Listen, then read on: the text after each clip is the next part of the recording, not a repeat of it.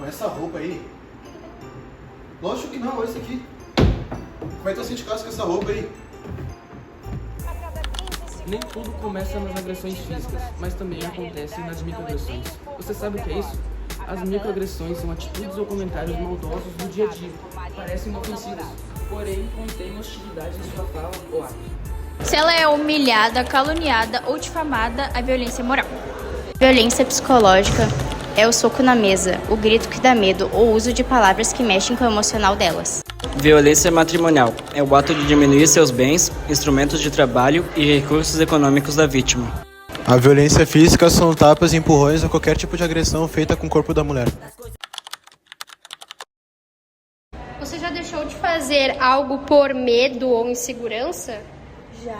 Usar biquíni, usar decote, usar short, muita É sempre coisa. por medo do que vão pensar de ti, né? Principalmente dos homens, às vezes, porque eles te acham vulgar e tudo mais, e o que é errado, né? Só querem uma pessoa que eles possam mirar e fazer brincadeiras de pau. Sim, concordo.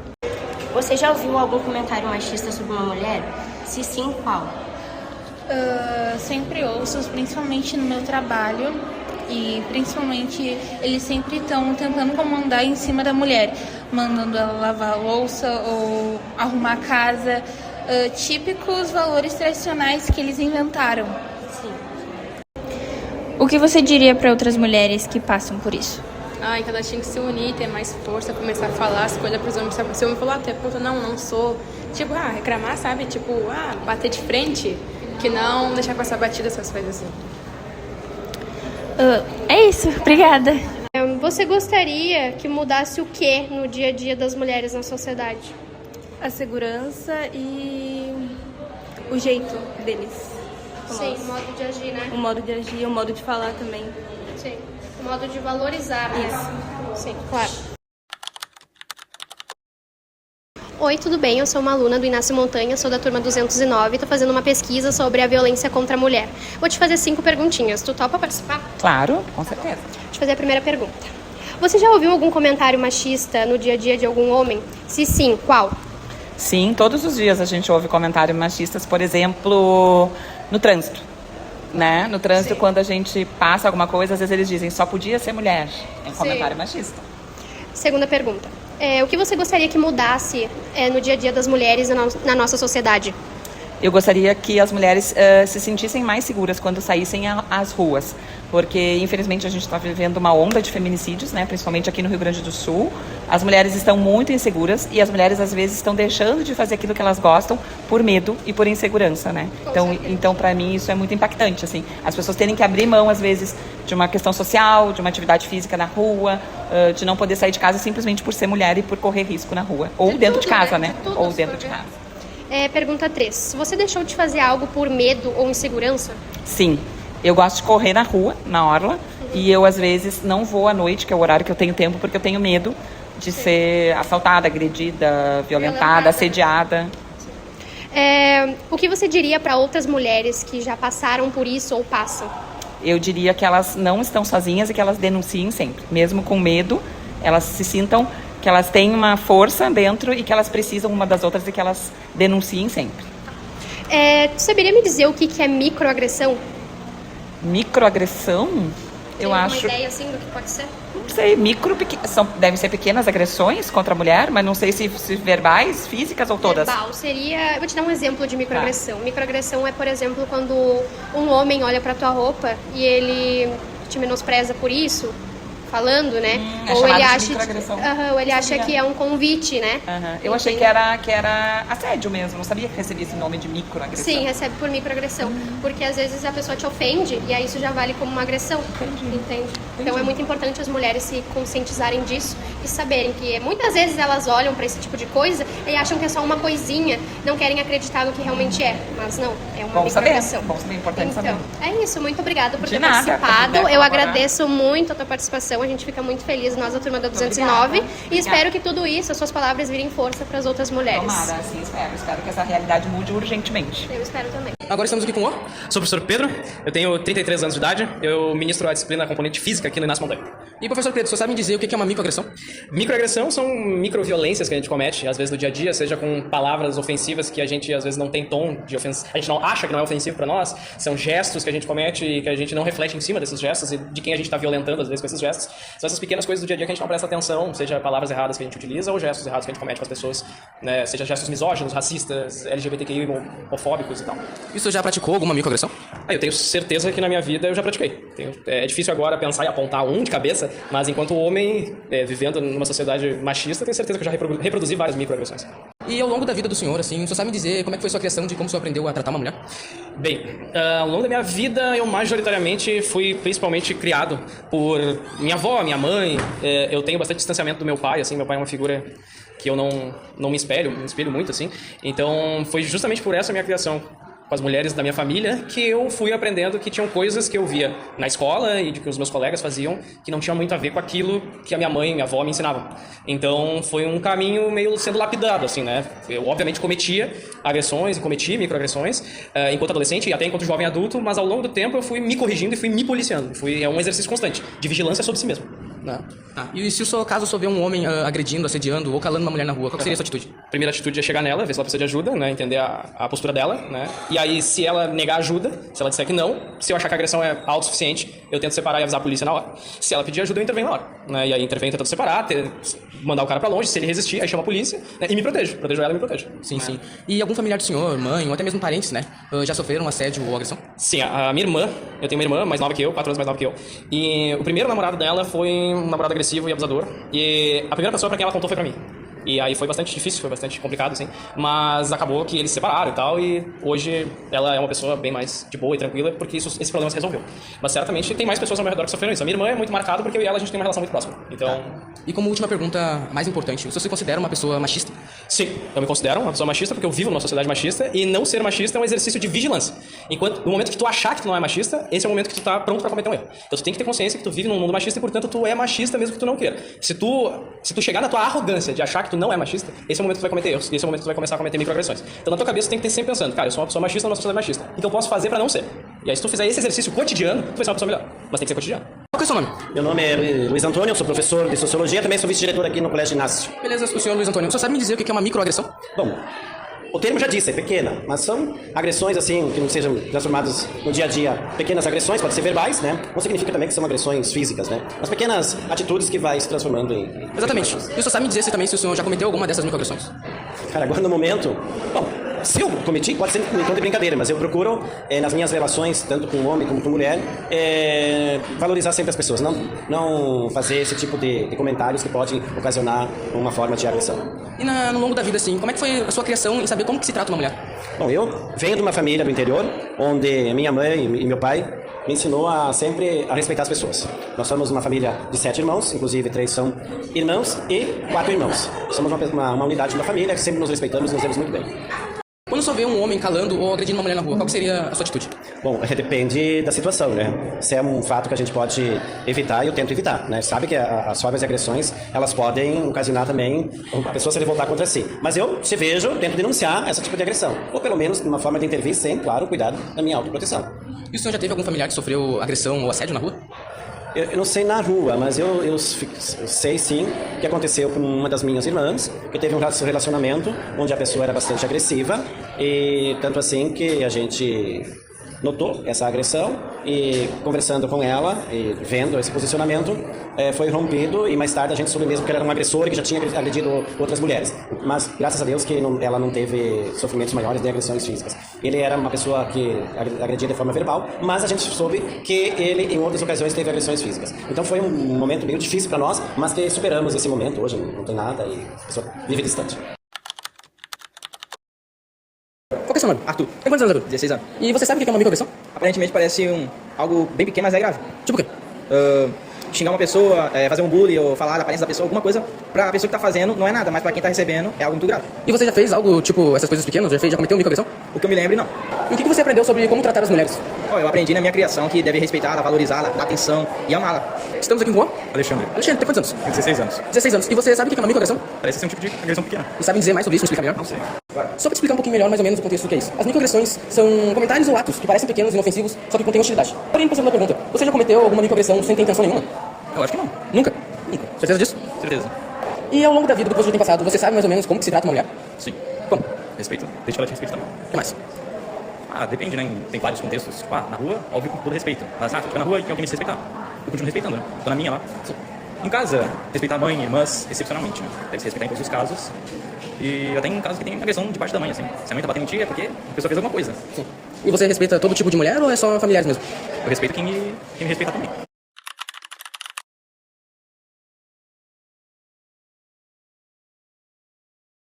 Oi, meu nome é Alice, sou estudante da Escola Inácio Montanha, da turma 209. Estou aqui com a delegada Thaís para uma breve entrevista sobre a conscientização da violência contra a mulher. A primeira pergunta: como a polícia protege mulheres que estão em situação de risco? Boa tarde, eu sou a delegada Thaís, sou titular aqui da primeira Delegacia da Mulher de Porto Alegre e a polícia ela pode oferecer vários canais de denúncia, né? A principal forma de proteção, a previsão de proteção da mulher é a Lei Maria da Penha, né? Então ela traz alguns mecanismos de proteção, como a medida protetiva de urgência. A vítima que está sofrendo uma situação de violência doméstica ou familiar, ela pode procurar uma delegacia de polícia, pode ser a Delegacia da Mulher ou outra delegacia qualquer e fazer um registro de ocorrência. Nesse registro de ocorrência, ela pode pedir a medida protetiva de urgência. E o que é a medida protetiva de urgência? É uma medida, como o nome diz, para proteção. O juiz ele vai determinar as condições dessas medidas. Normalmente, ele determina o afastamento desse agressor, que ele não vai poder se aproximar dela, alimentos, pode estender essa medida para os filhos. Ele vai determinar as condições que são necessárias para a vítima se manter protegida. Mas isso normalmente inicia com registro de ocorrência.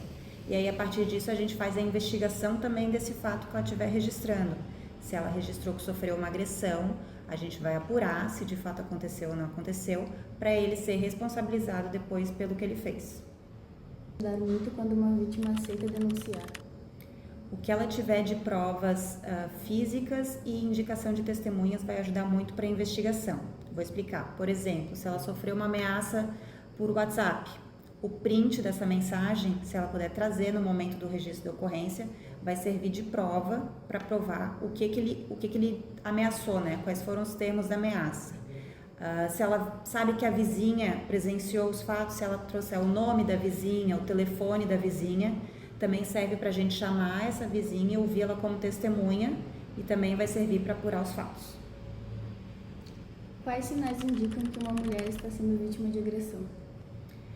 A agressão, quando a gente fala em agressão, não é só agressão física, né? A gente fala da violência verbal, da violência psicológica, violência sexual. Então, tem vários sinais que vão aparecendo antes mesmo de uma violência criminosa, digamos assim.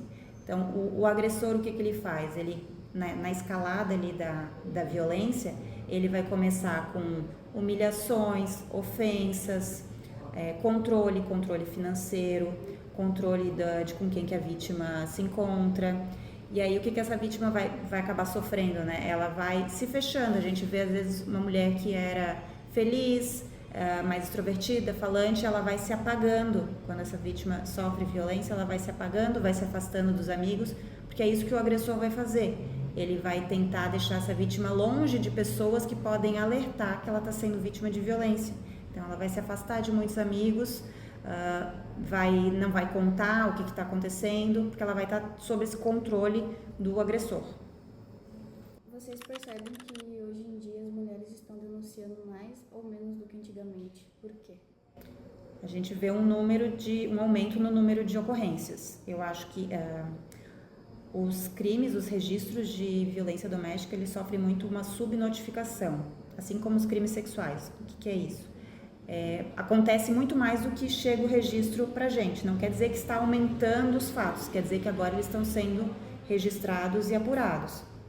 Isso eu acredito que seja porque a gente está divulgando cada vez mais e conscientizando essas mulheres de que sofrer violência é errado, que não é só a violência física, que são outros tipos de violência. Então a gente vê um aumento dos registros de crimes de ameaça, de violência psicológica, de injúria. A gente vê o aumento desses crimes, acredito que tem relação com a conscientização das mulheres de que isso é errado e também a gente está dando cada vez mais ferramentas para que essa mulher consiga sair do relacionamento abusivo. Aqui na delegacia a gente encaminha a vítima também que não tem para onde ir para um abrigo. Se ela quer sair de casa, pede a medida protetiva e ela não tem para onde ir, a gente consegue fazer o encaminhamento dela para um abrigo. Então tem mais ferramentas para ela conseguir sair desse relacionamento abusivo. Por que é importante denunciar mesmo quando a violência não é física? A gente vê uma escalada da violência. Os crimes, ele não vai iniciar com uma agressão física, ou a gente vê muitos casos aí de feminicídio que a vítima não tinha nenhuma ocorrência anterior, mas isso não quer dizer que não existia uma violência anterior. Certamente existia, mas não tinha sido registrado ainda. Então é importante fazer esse registro já do primeiro ato de violência, seja violência verbal, física, enfim, seja qual for, para evitar que se progrida, porque a gente fala também do ciclo de violência. O ciclo de violência, a vítima, ela tá ali tendo uma fase de tensão com o agressor, até que estoura, ele parte para agressão, e depois vem o que a gente chama da lua de mel, fase da lua de mel, que a vítima acredita que é culpada, o agressor ele demonstra com arrependimento, e aí retoma tudo de novo. Eles têm uma fase boa, uma fase amorosa, até que começa de novo a fase da tensão, e a fase da explosão, e depois de novo a fase da lua de mel. E aí, cada vez que vai se repetindo esse ciclo, ele vai se repetindo mais intenso e com mais agressão, mais grave. Então, tem que interromper logo no primeiro sinal de violência para evitar que isso se progrida e venha acontecer um feminicídio ou uma lesão corporal mais grave. Como os jovens podem ajudar a conscientizar sobre esse problema? Essa é uma pergunta mais complexa. Como é que vocês, jovens, podem trabalhar isso para a gente evitar que no futuro não aconteça? Eu acho que a primeira coisa é não normalizar a violência. A gente vê que muitos jovens, crianças, adolescentes têm um lar violento, os pais se agredindo ou a família se agredindo. Então, não normalizar isso, eu acho que é o primeiro passo, saber que isso não está certo e não deixar com que isso se repita, seja meninos ou meninas. As meninas que não devem tolerar relacionamentos assim, e os meninos não devem repetir isso também. E além dele não agredir a mulher e a mulher não aceitar, também cuidar dos amigos. Se vê um colega fazendo uma piada machista, não ri da piada, né? Recrimina o amigo que faz isso. Se ele encaminha uma foto de uma menina nua, isso é um crime também, não compartilha, né? Então, eu acho que cada um fazendo um pouquinho a mais, a gente consegue mudar aí o futuro de vocês.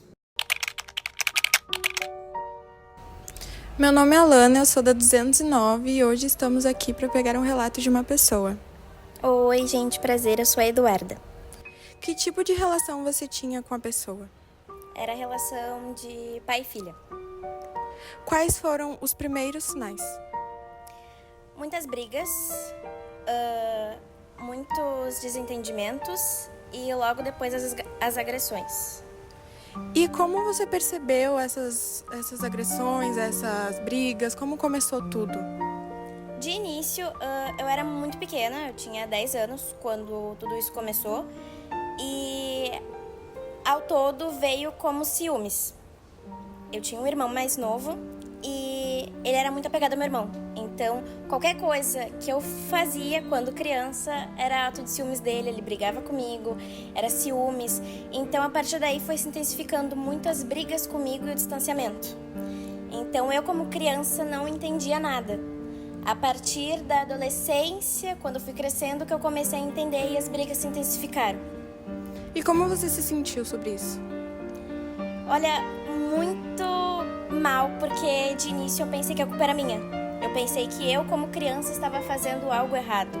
Sendo que, na verdade, não foi bem assim, nada disso. Então, de início, a culpa eu já fui colocando pra cima de mim. Você teve rede de apoio? E se sim, quem foi e como? A minha família. De início foi a minha mãe, que também convivia na mesma casa e via tudo, a minha irmã e logo depois a psicóloga e psiquiatra. Você teve apoio judicial? Sim, tive. A gente, por meio de base, a gente conseguiu entrar em contato com na época, a vereadora Estela, e ela nos orientou aí o Fórum de Mulheres de Viamão. E lá a gente conheceu a minha advogada até hoje, a advogada Denise. E com isso ela está nos ajudando em todo o processo judicial até então. Como você lida com isso hoje em dia? Como você se sente sobre isso hoje em dia? Hoje em dia eu ainda não me livrei disso. Tá na justiça. Eu recentemente acabei perdendo a minha medida protetiva. Ele não foi preso, está solto e está querendo a guarda do meu irmão. Então, pra mim, é um trauma muito grande porque é difícil sair na rua e ficar todo dia vendo se tem alguém te observando, se tem alguém te seguindo, se tu vai ser parada ou não, se alguém vai te mandar mensagem ou te ligar, te ameaçando, ou até mesmo invadir a própria casa, porque ele já fez isso. Então, são paranoias e traumas e medos assim, constantes, porque tu tá sempre, tu não tá segura, essa é a verdade. E comigo nem a justiça esteve. Então, é bem complicado isso e eu ainda passo por isso. E a sensação é como se eu tivesse correntes nos meus pés, me prendendo ao passado, de tudo que aconteceu. E como você se sente vendo outras mulheres, muitas mulheres, passarem com isso, tanto no dia, quanto na rua, quanto na família? Eu fico revoltada, porque a gente, agora com as ondas de feminicídio ainda mais, a gente não tá segura em nenhum lugar, nem com os nossos próprios entes queridos, não tá. E a justiça não é a nossa rede de apoio, porque muitas vezes a gente não consegue chegar lá. Entende? Nesse caso, eu fui uma criança, uma adolescente que procurou a justiça e eles diziam pra mim voltar pra casa porque era briga de marido e mulher. E ele ficava ciente disso e quando voltava pra casa era pior pra mim. Então eu fico imaginando as mulheres que vão tentar pedir socorro, ajuda, implorar na justiça, na delegacia e voltar e acabar sendo morta ou agredida de novo e não tendo pra onde correr, porque se a única salvação que a gente tem é a justiça, assim, pra ter um meio de separo disso, não tem. A realidade não é essa. Muito obrigada pelo seu relato, é muito tocante na gente, ainda mais porque somos mulheres que a gente vive isso dia a dia nas ruas, não a mesma coisa que você passou, mas por assédios, por violências só por falar, porque isso dói na gente também, por mais que somos mais novas, um dia a gente tem medo de passar pelo que você passou e a gente entende um pouquinho da sua dor. Mas muito obrigada pelo seu relato. Eu que agradeço.